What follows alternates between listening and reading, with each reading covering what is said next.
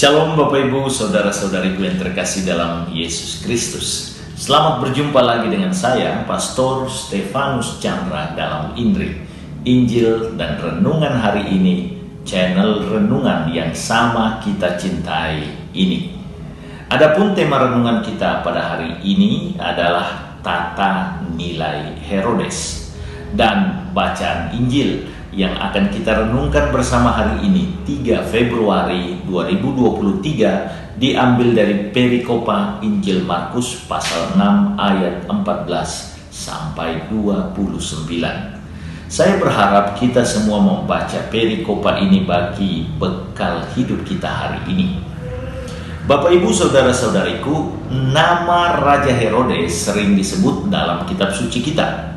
Adapun Raja Herodes yang dimaksud dalam bacaan Injil hari ini berbeda dengan Raja Herodes yang disebut dalam perikopa Injil Matius pasal 2 ayat 1 sampai 18.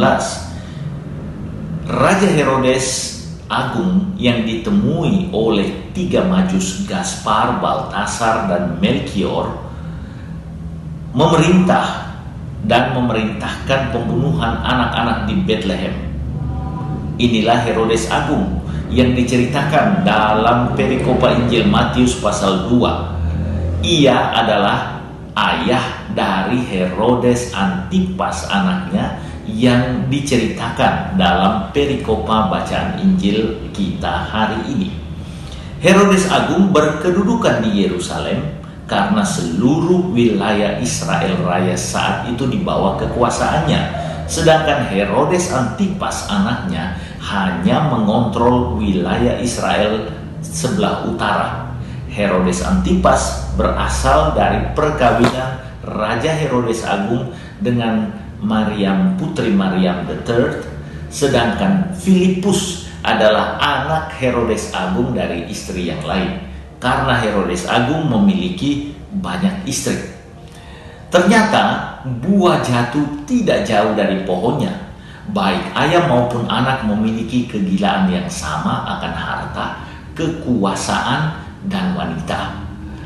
Kegilaan Herodes Antipas bahkan sampai melebihi ayahnya, karena ia dengan tega merebut istri saudaranya Filipus.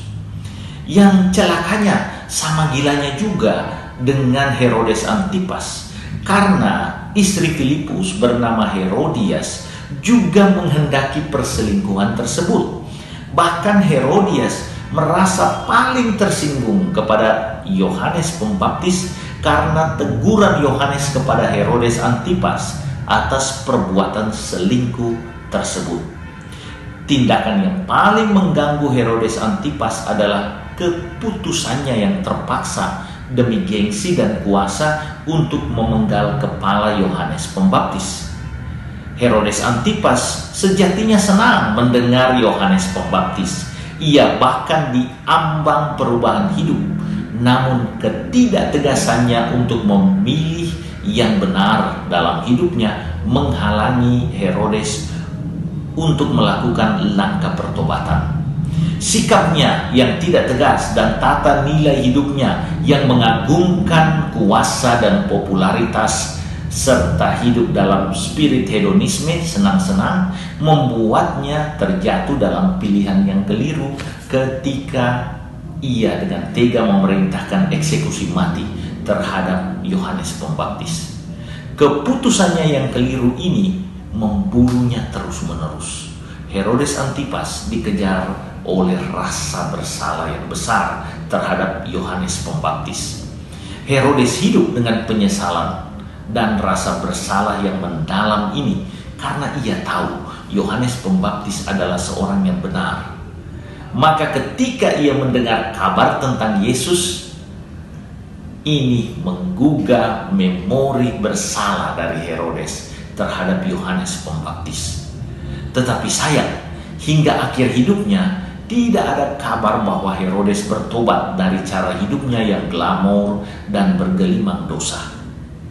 Cara hidup dan tata nilai Herodes mengingatkan kita agar kita memiliki tata nilai yang benar dalam hidup. Karena tata nilai itu adalah patokan dan kompas hidup kita semua. kita juga dipanggil untuk tegas memilih kebenaran dalam hidup. Tatkala ada momen pertobatan, kita harus tegas memilih untuk meninggalkan cara hidup lama, tegas untuk meninggalkan dosa dan memulai cara hidup baru yang berpedoman pada kasih Kristus kepada kita semua. Kehadiran Allah dalam Yesus Kristus yang kita alami dalam sabda dan tubuh serta darahnya seharusnya makin membuat kita beriman kepada Allah dan melaksanakan kehendaknya sebagai kompas keselamatan hidup kita. Jangan sampai seperti Herodes. Yesus Kristus hadir, Yohanes menegur, ia tetap memiliki hati yang tertutup bagi perubahan, tertutup bagi keselamatan. Tata nilai Herodes yang mengagungkan kesenangan, pangkat, dan harta, pengaruh, justru menjerumuskan dia. Sementara tata nilai Kristus berbeda sama sekali. Tata nilai Kristus adalah memilih, memiskinkan diri, datang ke dunia, memberikan diri dan nyawanya bagi keselamatan kita manusia. Inilah cinta yang sejati, cinta yang tidak memikirkan diri, tetapi juga memikirkan keselamatan dari orang-orang yang dicintainya. Semoga kita menjadi Kristus yang baru dalam dunia modern kita. Tuhan Yesus memberkati.